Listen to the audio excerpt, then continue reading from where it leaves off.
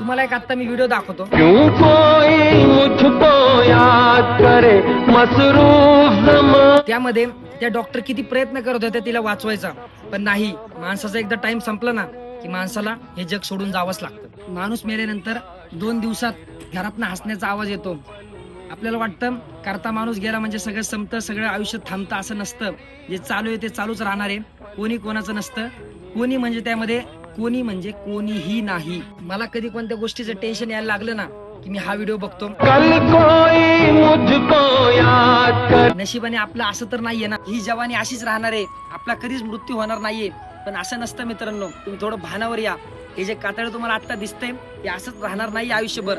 10, 15, 20 वर्षांनी ह्याला सुरकुत्या पडतील, तेव्हा तुम्हाला थोडं थोडं जाणवायला लागेल. माणसाचा एक टाइम ठरलेला असतो, तेव्हा त्याला वर जावंच लागतं. कोणी आपल्याला काय बोलतंय त्यामुळे टेन्शन घ्यायचं नाही आणि त्या माणसाला बरं वाटेल म्हणून आपल्या मनाविरुद्ध सुद्धा वागायचं नाही.